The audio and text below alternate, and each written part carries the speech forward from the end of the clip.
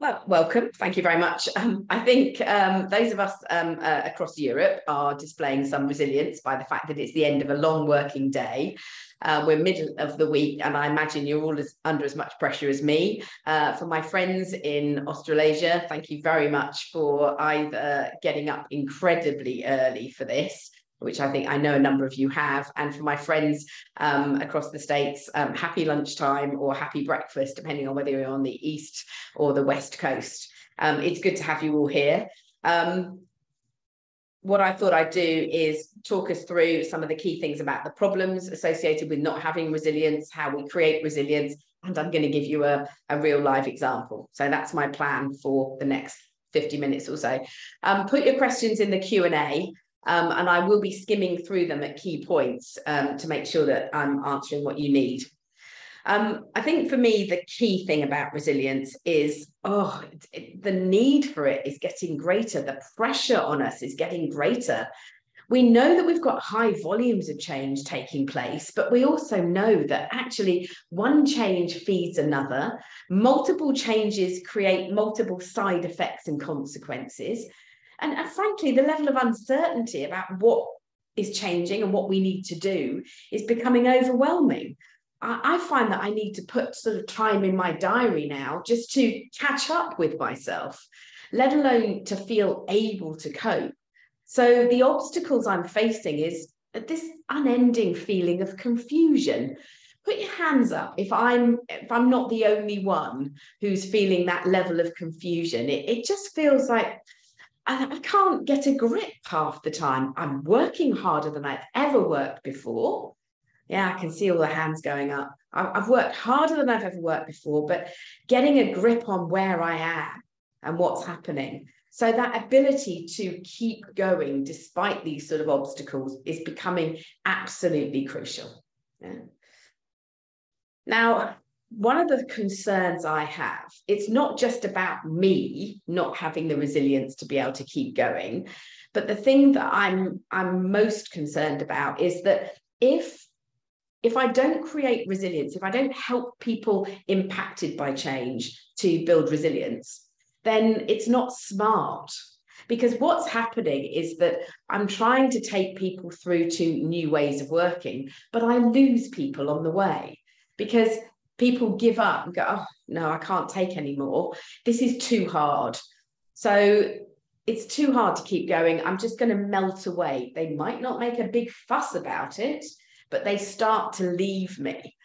The problem is that I put in so much effort to gain their awareness about the changes, to encourage their positivity about the changes, and to put in so many activities for them to participate in, that having lost them, to go back and restart all of that activity, particularly when I'm under so much pressure because there are so many stakeholders, because a lot of our change is interconnected, and you change something for one person and you sort of knock over a whole load of dominoes, but there's lots more change for others.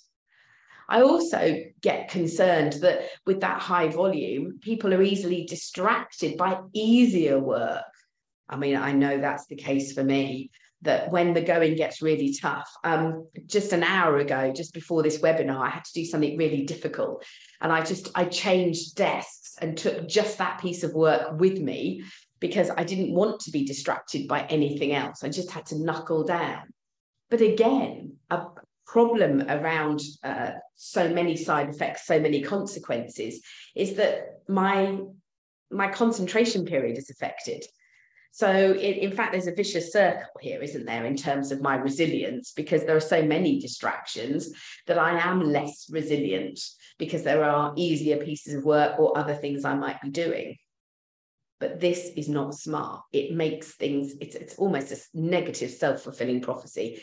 As people melt away, I have to go back to the beginning and re-energize them and remobilize them for the change, when they're carrying an impression that, oh, it was hard before, so I gave up, so why would I want to carry on? So it's better if we start from scratch and actually give people the skills. And I'm going to give you some techniques. There's a whole load of techniques in the Agile Change Agent course that I run, which is about helping people to dig in and keep going, because we talk a lot about relationship building. and empathy and trusted relationships is a part of this, but also creating the right environment for change. So how do we know how much resilience we have? Well, I run a company called Capability for Change, and we do an annual survey across the world with heads of transformation who tell us how they are feeling about the level of capability for change in their organization. Now, what you'll see here is that on the left-hand side, these implicit figures are how people feel about that assertion. For example, people always know change is coming. And on the right, what you've got is how they think, how they think it is. The thinking score is influenced by whether or not they feel there's a process, maybe, or a template, or a policy, or a standard, or it's somebody's role to do something. The implicit score, the feeling about it, is whether or not they've actually seen it happening. And they have that sort of warm feeling, yeah, we're okay with this, we do this, it's all right. So in terms of resilience, we're saying that less than half of us feel that people know that change is coming. So we're surprising the other half of our population. Well, that's not the basis for great resilience, I would argue. Even more worrying is that less than sort of 4 in 10 of us feel that people have the time to adopt new ways of working. And in terms of resilience, it's that I'm trying to keep going, but I've got so many other pressures on top of me. I'm trying to navigate this change, but there are multiple calls on my time. It's what people are telling us. And it seems to be getting worse. Every 6 months, I kind of benchmark for myself, how are my clients feeling? And I don't have anything positive to say. We went through that sort of very special time during the lockdown 3 years ago, when we were coming up to the 3rd anniversary, aren't we? Where, wow, did we feel under pressure, and there was so much uncertainty. But as we've come out of that in the last 18 months, every 6 months I do this benchmarking, and the level of change and the level of pressure people are under, they just don't have the time to breathe, let alone do anything else.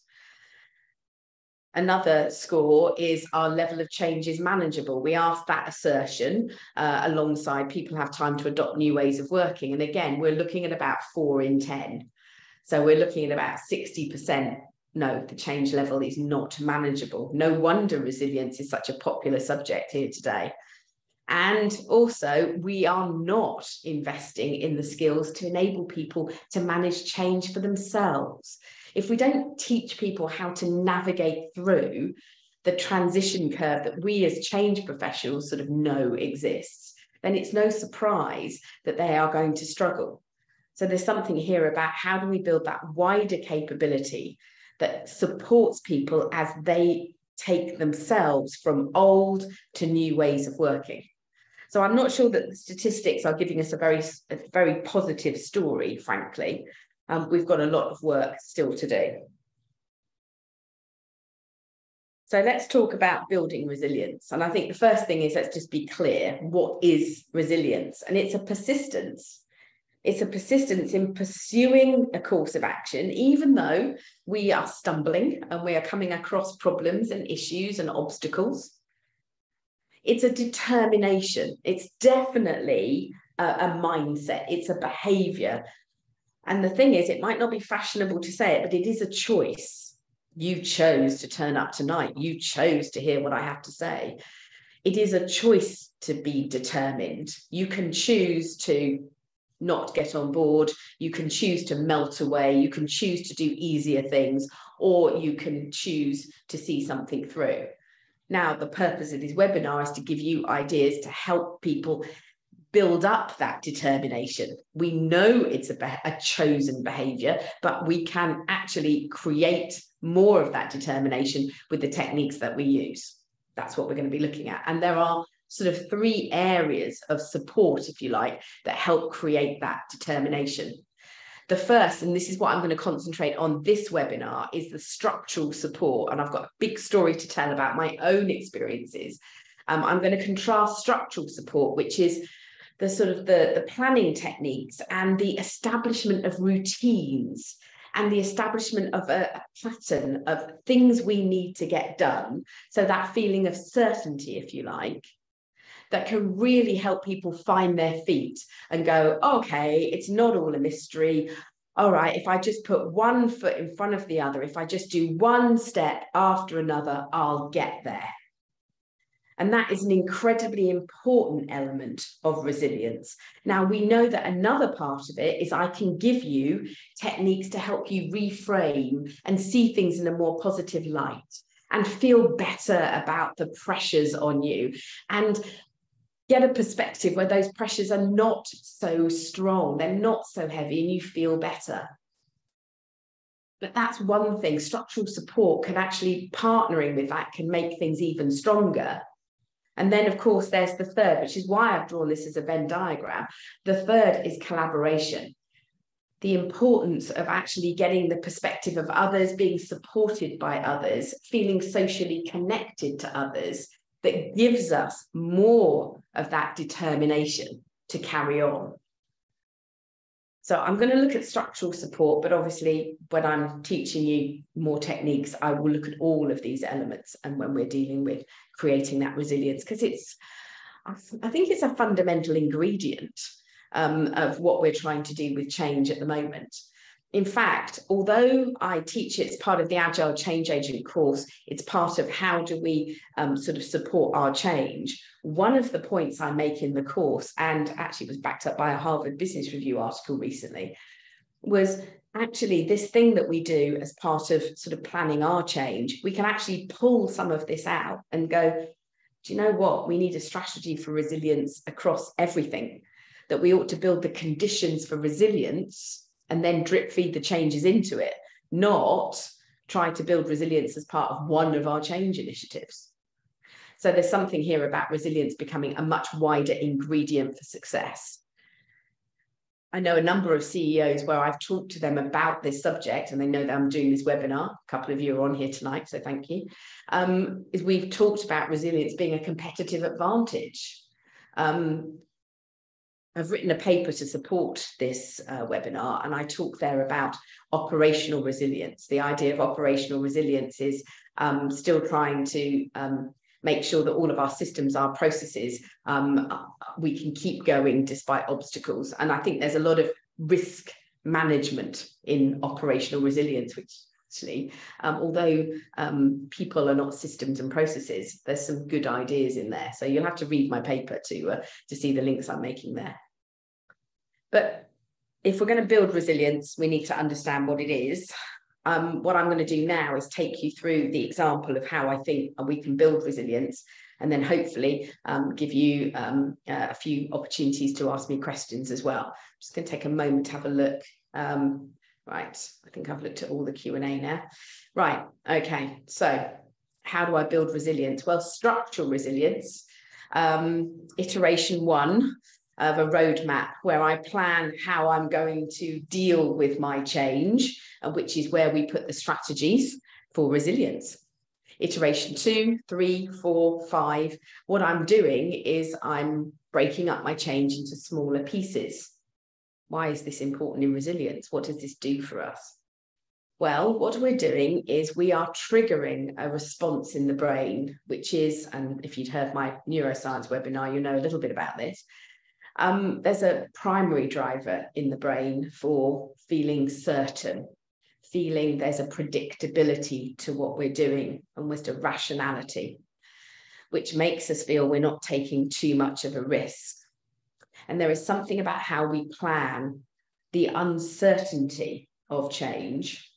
We can use this agile technique of chunking it up into small pieces and almost laying out the breadcrumbs for these are the things we're going to achieve. In doing that, people can go, oh, okay, it's a journey. And they can more easily see where they are on that journey. At the beginning, are they in the middle, towards the end? When you understand where you are on a journey, it is much easier to make the case for let's continue. Our brains do always want to finish a pattern. Once our brains see a pattern, our brains like to take us through to the end of it to get to that completion point. So there is something incredibly powerful and very, very simple about putting in place this kind of journey map. It is a fundamental structural contribution to resilience. I know there's all that emotional piece about reframing, reducing in your mind the size of the challenges you face. And absolutely, I do huge amounts of that. But it's very interesting that we shouldn't overlook this technique, that actually the planning is about giving people reassurance that what they're getting involved in is organized, it's planned, it's considered, their time is being respected, and that we're giving them the tool to navigate through where they've got to go. It's quite reassuring. That builds my resilience, because as with anything, if you're running a 10K run, for example, and you've done 3 kilometers, you know you've got 7 left to do. Yeah, you're feeling a bit puffed and you're a bit tired, but you can then plan, just got to do the next 3 and then the next bit. You can navigate for yourself. So that's what we're doing here. The roadmap is a very simple visual, very high level visual, but it gives people a navigation tool, and they are less likely to lose their way. They are less likely to melt away. They are less likely to step off and do something else because they can see where they are in the plan. We can go further, and what I've done in the Agile Change Handbook is I've broken it down to give us more of a map of, okay, well, if we've got a chunk of change we're going to be doing, then I'm going to break that down even further and say, well, look, there's always some brainstorming we need to do. The getting started bit is we need to discover what work's required, plan it, organize it, prioritize it. Then there's the making progress bit, where we make those changes and we test them out, make sure they're okay. And then there's the bit where we deploy them, hopefully take away the things we no longer need, and celebrate. So I've taken it down to the next level with getting started, making progress and realizing benefits. And then I've taken it down one more level as well with the little steps that we can take. Again, this applies to every iteration, and it gives people that navigable tool. And because I've taken it down to those next levels, even when somebody takes a little bit of progress towards something, then go, oh, at least we got that done. We know what's coming up next. Again, it's this structural piece. Resilience, one of the biggest obstacles is losing our way. This is why this structural technique works, because people are less likely to lose their way. It's explicitly stated in front of them what all the steps are. So they know what's coming up next. So they just might have to take a deep breath, go, oh, here we go again.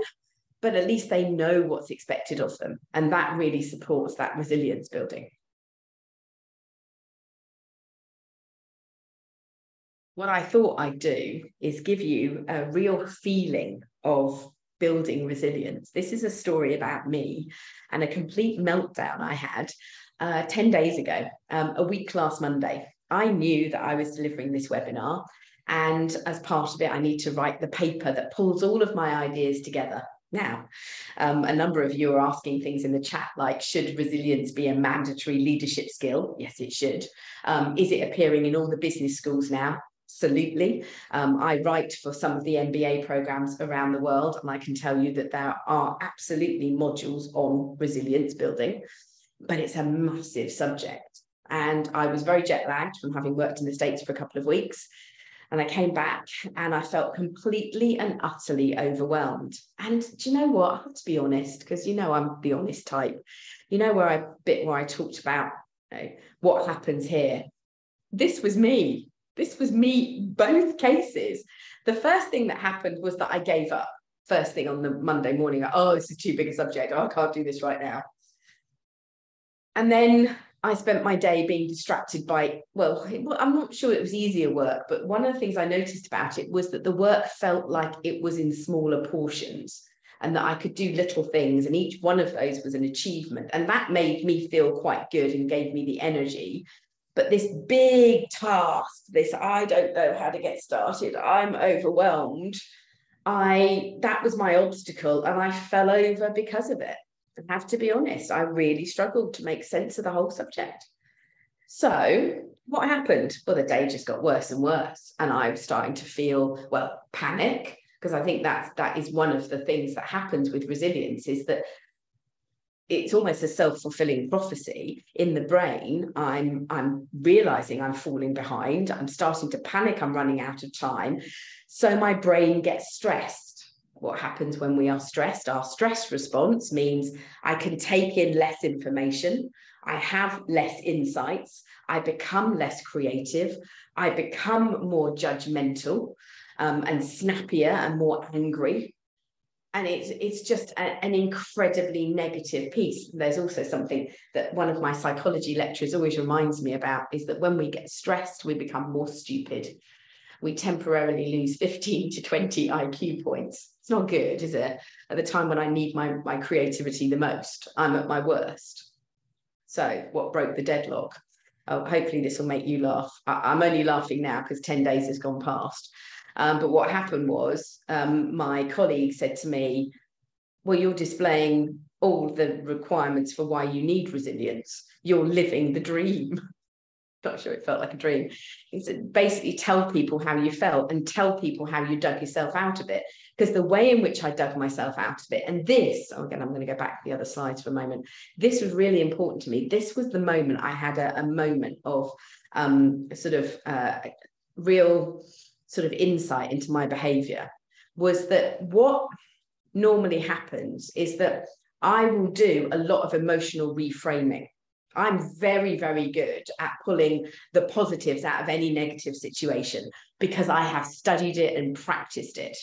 You know, the School of Positive Psychology encourages things like a gratitude diary, that your ability to look at something and look and find the upside in anything. In fact, I write a weekly blog on this because it's good for me, but it's also good for you because I give you lots of examples of how to do it. But what really struck me was that things are way too bad for that right now, Melanie.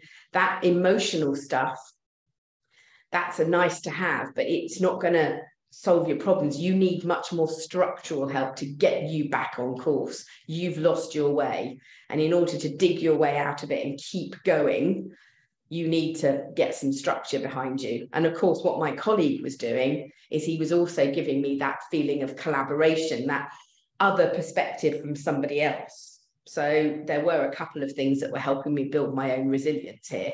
And I thought I'd show you what I did to illustrate that structural support. So it's ironic, really, my own meltdown has given you the content for the webinar. So what did I think? I thought, right, okay, come on, go back to first principles. You need to create yourself a plan. Now, I'd come to the end of Monday by this point, and a whole wasted day, really, where I'd lost myself. So I needed to dig in and get back on the horse. And in fact, what I did was on Tuesday morning, I woke up way before dawn and I just knuckled down and did it. But what enabled me to do that was before I went to sleep, I drew this up. I found my way back into the subject by going, first of all, right, what's the scope? You need to write a paper. From the paper, you write the slides. From the slides, you write templates for things like the strategies you're going to talk about. Okay, that seems fair enough.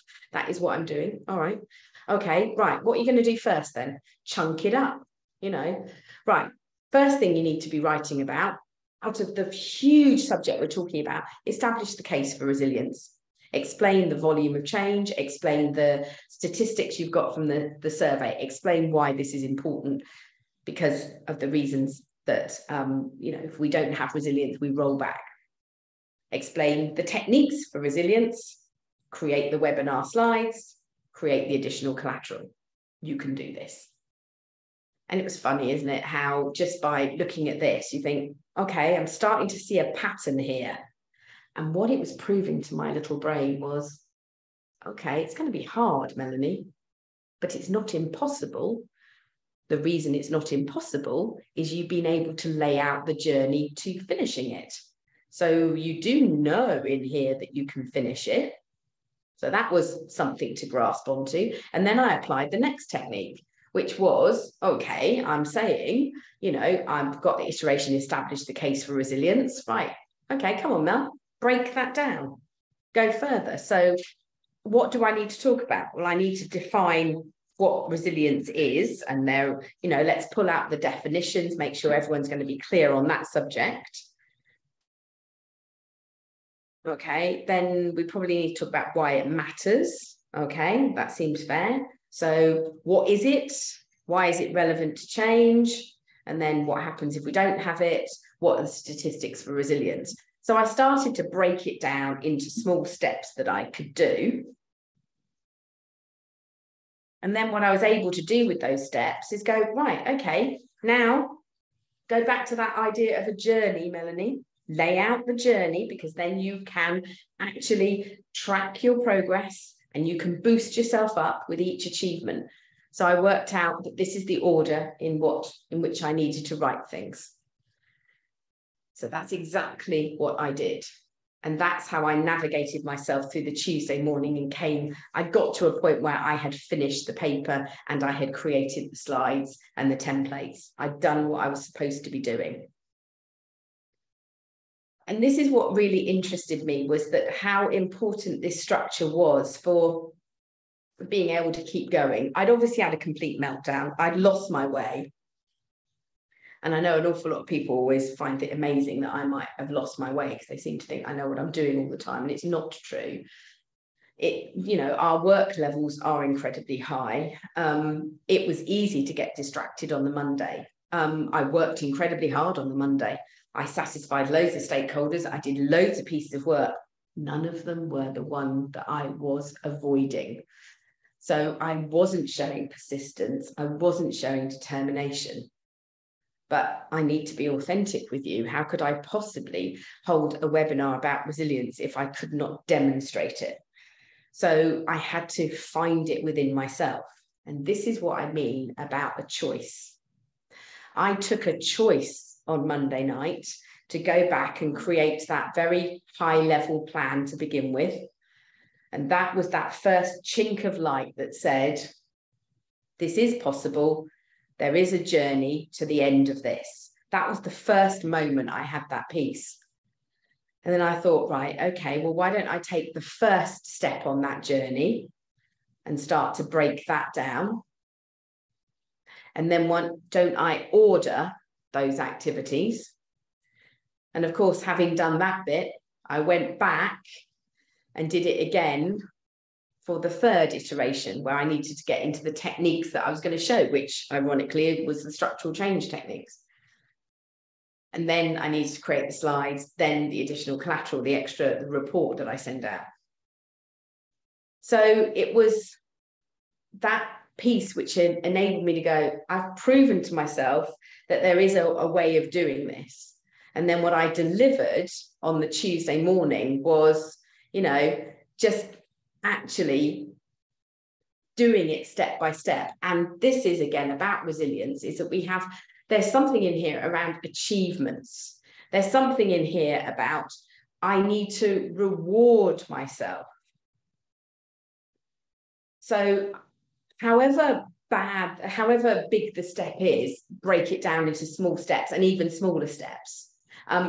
There's something that I teach on the course, which is all about how we break things down to small steps, because sometimes people don't do their bit and we're sort of left hanging, and we still need that sense of achievement to prove to ourselves, I'm getting going, I can keep going. So we need a sort of quite a big shopping list of things we need to get done so that we can get our bits done, even if others aren't doing their bits, really. I think there's something in there. And so throughout Tuesday morning, I was able to sort of tick off, yes, done that bit, done that bit, done that bit. And I could do exactly what I was saying about the 10K run. I did the first 3 kilometers way before sunrise. Then I did the next bit, made myself a cup of tea, very English, isn't it? But I made myself a cup of tea, totally powered by cups of tea and digestive biscuits. And then I thought, right, no, I'm getting there. I could do the break, I'll take the dogs out, come back and do the next bit, knowing that I could have that little break because there was a journey planner that I was following. So I wasn't going to get lost because there was a journey planner. This is what we're trying to do with this structural help. So I'm making a fuss about this because I think sometimes that in an agile approach, sometimes people don't plan at all.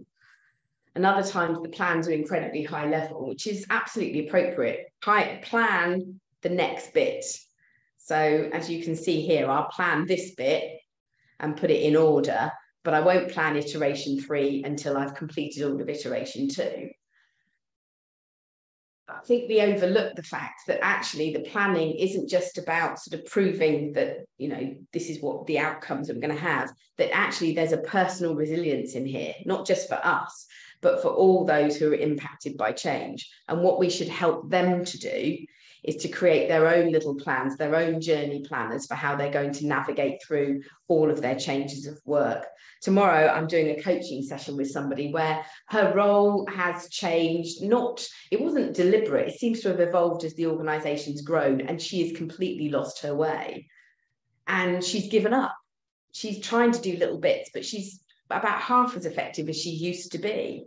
I'm going, right, okay, let's dig into this. And what we're going to do is we're going to create this structural support, which will underpin her bounce back, if you like. Every time she sort of falls off, she bounces back because she knows where she is and she knows how much further she has to go.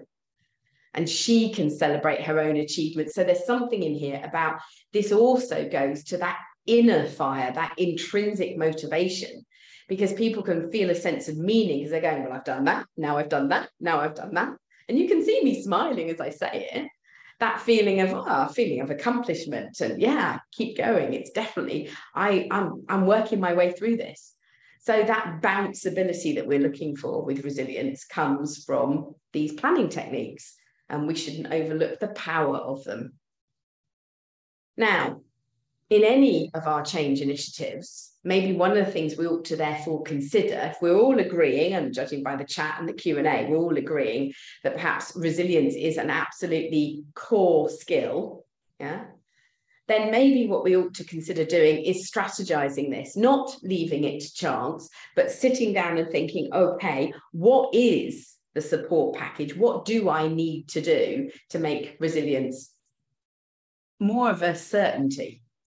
So as with any strategy, the first thing is I want to do the context, which is why I've written you a paper so that you can sort of copy and paste my stuff for saying to your own bosses, right, we're having a resilient strategy. These are all the reasons why it's needed. So I've written it all out longhand, so you don't need to worry about setting the context. Just put in a bit about your own change initiatives. So there's the context why resilience is needed and the objectives. Now, this goes back to that piece I said about operational resilience. I need to make sure that all of our systems, can keep going. If resilience, for example, if we lose power or we've got generators, we'll be okay. We have that resilience that we keep going despite obstacles. What I really like in terms of some of the stuff that's coming out of the operational resilience world is that it makes me think about, well, okay, what are the circumstances when resilience might be needed? And I've run workshops on this, little sort of 90-minute sessions. You could call them pre-mortems, if you like, where I've got people thinking, when is it going to get really hard? When are you going to start to panic? Where are the bits where you're most worried? And you can see very clearly people identifying circumstances in which they'll have a wobble and they'll fall over. So let's identify when those circumstances are, because if you do that, it gives you an opportunity to think ahead effectively. And as I've said, I'm talking today about structural through the planning techniques, but we could also look at an emotional approach, which is a lot of reframing, finding the positives, flipping the negatives to identify some of the positives. I've been using an example for the last couple of days because it's particularly emphasized. I can't tell you the global organization it relates to, but what's happening is they're putting in a new system, and all of their offices around the world, there's a huge amount of effort being given over to giving specific reports to customers, putting data in Excel and manipulating data to give individual answers to lots of individual customers. And they're seeing the system's not going to allow them to do that anymore, and they're seeing that as a massive negative. Well, emotional resilience, and I'm reframing that and actually saying, do you know what? This is a major win for you. And they're going, how? Our customers are going to be really unhappy. And I'm saying it's a major win. You can look at it if you look at it through a different perspective, because we've given you the opportunity to have a conversation with your customer about rebaselining what they expect of you. You've been so giving and so flexible over the years that it's now got that the tail is wagging the dog. And the amount of stuff you're doing for customers unpaid is out of whack with what the services we would expect. We've just given you an elegant way of being able to pull yourself out of that difficult situation. And they're going, oh, wow, that's a totally different way of looking at it. And that's a classic example, isn't it, of an emotional approach where you reframe things so people can see it in a far more positive light. So they feel far more motivated to do it. So that's what they get on with. And then the collaborative support is, making sure as part of your strategy. I was doing something with the group today where I was saying, well, where are the points where you're allowing people to come together, form relationships, talk to each other, network, enjoy each other's company? I don't see anything in your plans at the moment other than a very fast moving treadmill. It feels exhausting. There are no points at which people can have the time to connect. You could build those sessions in and get more of a guarantee that there will be collaborative support amongst the group. They thought that was mind-blowing, but actually putting it into their plans is definitely going to help. So we have context, we have objectives, we have approach, and then, of course, techniques like the road mapping technique, like the breakdown of all of the tasks, putting those tasks into order, creating that journey planner. That's one of many techniques that we could use. And then in our strategy, thinking about all of those techniques and what we want to use, we can then start to plan out the resources.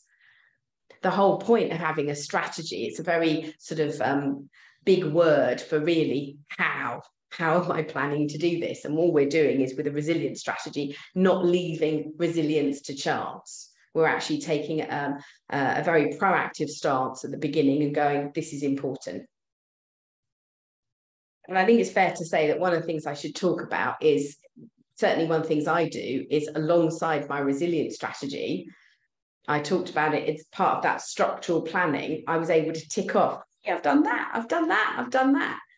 And it's all about wanting to recognize when we've achieved things. And one of the things we can think about is building a strategy. So when are rewards needed? So we might do this alongside identifying all the points, and when there's resilience needed, you could start to ask people, and when would you like to recognize that you are overcoming the obstacles? Agree and resource the rewards, because if we don't do this up front, then it just won't happen. And I'm not saying that these rewards have to be extrinsic rewards. I don't have to offer you promotions and bonuses. I think what we can do is there tends to be 3 levels of reward. At an organizational level, there might be something where very senior leaders acknowledge achievements. So we have a mechanism that doesn't happen by accident. We have to build beneath that a mechanism by which they hear about achievements so that they can come back down the track and say, well done. At the team level, how does the team itself support each other? It might be that you call out achievements at team meetings. It might be that you have informal social events to celebrate these achievements. Also encourage people, because it's in the moment and psychologically incredibly important, for self-reward, for self-recognition and reward, and saying, well done. Okay, yes, done it.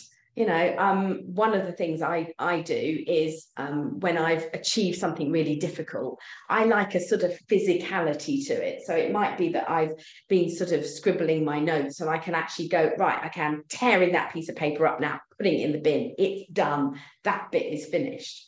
We can all find different ways at which we have that moment of, yes. Sometimes my strategy is, right, okay, if you get this done, you can have a cup of tea and a biscuit. Yeah. So it's just that sort of, what is it that you're going to do? These individual rewards. Today, it was sunny where I'm working. So I promised myself 20 minutes outside if I knuckled down for the first 6 hours, because I've been here since the crack of dawn, actually, getting a whole load of things done. So I promised myself I'd actually have a lunch break outside today. I didn't get any food because that was the bit I definitely screwed up on that, but I did get outside and I did see some sunshine. So that was something. So I think rewards don't happen by accident. And also you want an equitable approach. So again, as part of when you're planning your change initiative, or for my friends here who are from the portfolio management office, I've got some people on here from strategy offices. Really, do we need to leave this up to every individual change initiative?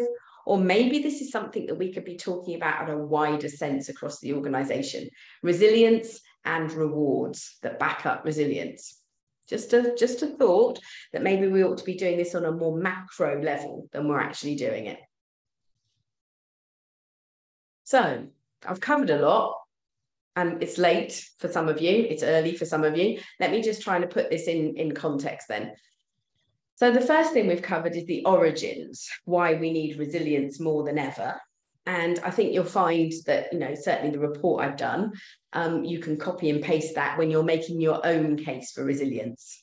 Sad to say that we actually, in some cases, have to almost do a business case for, if we keep going, these are the benefits we're going to get. These are the costs of actually doing it. So the benefits bit of the business case is the impact. If we don't have resilience, these are all of our losses. And the cost is redoing things. As people melt away because they can't cope, I have to circle back and repeat a lot of my awareness activities, my buying them in, getting them involved in the change. I have to go back and redo it. I was making a list for one of my clients today where I was sort of just illustrated for them that, let's say I get 100 people engaged in this change, but in the next few weeks, the going gets a bit tough and there are problems. And maybe I lose about 20% of them. In the next few weeks after that, again, the going gets tough and I lose another 20%. So I'm down from 100 to 80. And then from 80, I lose another 20%. So I'm down to about 68. It's not good. And then it goes on. So, and the thing that what I was illustrating with that particular point is, and I'm sure we all know, when we talk about sustainable change, we know it's not a simple majority. We know that actually we have to dig into quite high percentages. Professor John Cotter talks about 75%. In my own experience, it's often I need about 8 out of 10 or 80 out of 100 people on board, because that sort of minimises the number of people who aren't on board. So if there's 80 people who are working in the new way, only 20 who are not, they are marginalised and they will either come on board or they'll leave. But if I've only got 60 out of the 100 on board, that leaves 40 who are not on board and actually have quite a powerful voice, and they might start to turn the other 60. So we know that sustainability is a high number. So if I'm losing people because I haven't got those numbers, if I haven't dug in here, then ultimately, I'm kicking myself in the backside. I'm just not keeping people going. I'm losing those people. Let's not do that. I'm going way below the sustainability level. Some people have asked me in the chat about the paper. What I do is this will come out because you've registered for the webinar. You'll get sent the paper that comes with it. So don't worry, it's all automated. Over the next few days, you'll get an email with the materials on there. Because I think it's important. Sometimes it's great to see the slides or the recording, but it helps, doesn't it, to have a paper and go, oh, yeah, that's what she was saying. So you'll find that I've written it all out longhand, really. The next thing that we're looking at is the statistics. So I gave you some interesting statistics. I did an APMG webinar, I think it was last week, about more on these and the capability for change. So if you want more details on that, let me know and I'll link you up with that.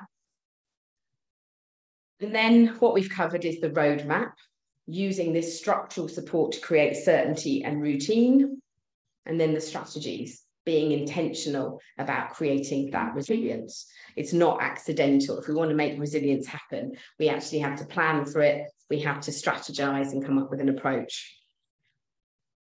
If this is starting to make sense to you, then your next step really is to actually take this forward. We've done about 45 minutes. I've given you just a little bit of an idea of some of the things you can do. But what I do on my courses is I get us practicing. I get us actually thinking about, how are you going to do this for your change? And we actually create your roadmaps for the change. We start to create your resilience strategy, your reward strategy. I spend an awful lot of my time in my training courses, I think, coaching people to do it for themselves. And getting you to practice and then playing it back to me is almost like I'm sort of doing consultancy work as opposed to training, to be honest. But I think that's the right thing to be doing. And the Agile Change Agent course gives you all of this. And what I think is important is that the road mapping technique, it applies to any and every style of change initiative. At the moment, I'm just trying to get on board an organization that wants they want a culture more of personal responsibility for excellence. What they're doing is they are, and I don't think this is unusual in a change, what they're doing is they are using systems to replace an awful lot of data entry, data manipulation, and comparing data and coming to conclusions. And they're wanting their experts to be much more of a focus for, well, in this case, it's finance, but how do you make finance excellence happen further upstream in the company? Go off and sort of coach your stakeholders to be better so that the data that you get is better. A complete change of their job. We want you to take more proactive responsibility for things. Wow, that's a massive cultural change. And yet I can use the road mapping technique to set that out. And it makes perfect sense. It's straightforward. And I can think about the strategies for keeping people going on what is going to be quite a lengthy journey. You can be reassured when it comes to my courses that you're in safe hands, because I've just put up a few things that people have said to me about, and what excites me is that it's about, hey, there are techniques I can use today. Hey, this was really, really practical. These are the sorts of things that I'm looking for, because I want to emphasize to you practical positivity, encouragement, highly practical. This is what we're going for. Okay. So when it comes to sort of working with me, this is what you want to be doing. I will give you in just a couple of days a masterclass in how you actually take these things forward and can do it for yourself. Because it's great here, isn't it? Here you are listening to me and everything that I'm saying is making perfect sense. And you're telling me that in the chat, you're telling me that in the Q&A, and it's lovely to hear. But I know that when I stop talking, you'll remember just a tiny bit of it. I want you to be able to do things. So the key thing is here, go for it and actually acquire those techniques for yourself. Once you've learned a technique, nobody can ever take it away from you. You've upskilled yourself. I'm doing a whole piece for another client at the moment on skills-based hiring. And being able to talk, if you're in the mood for a new job or you're a contractor, being able to talk about the skills you most recently learned turns you into something which is a really practical proposition, and going, I'll buy that, because actually what you're talking about now is not what you know, you're talking about what you're able to do. And what you're able to do is you're offering me a service, aren't you? Of course I can hire you, because you're actually becoming a walking, talking service proposition. And I'm thinking, yeah, that's the service we need to buy. So I think that's a much bigger piece for another client, but it is about, as people, what services are we offering? And when it comes to being able to offer a service, it's being able to do something, and being able to do something is actually based on techniques. I know how to do certain things. So it's lovely that some of the people that have been on courses with me are saying such great things. So thank you. It's really nice to know that my delegates from previous courses are on here. But the one you want for this sort of structural resilience is the Agile Change Agent. I promise you this will give you all the right answers. If anybody's got any other questions, now is the time to put them in the Q&A. I'm just going to work through a few things. So somebody asked, Margarita asked, do you think that resilience as a skill should be essential, mandatory, along with other tech skills that we as change managers need to build in an organization that's going through change? Yes. And I think it's because it's not related just to one change. Resilience is eroded.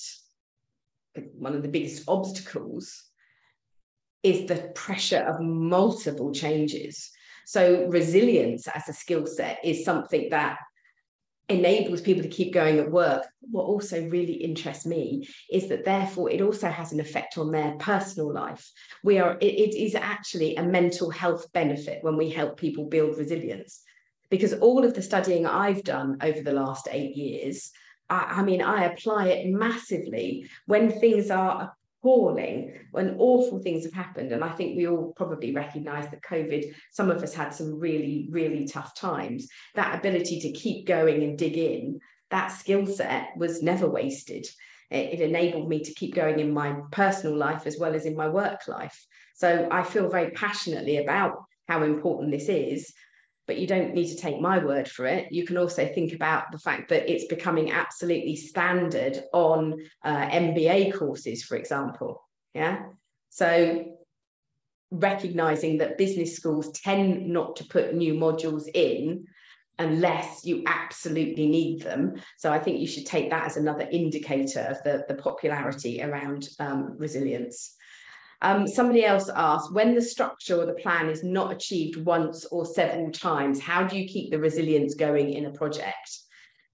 Well, certainly we end up with a fatigue there, don't we? And I think what you're getting at is a lack of authenticity, because how is it possible to believe that we'll ever get to the end of this when we stumbled and fallen so many times?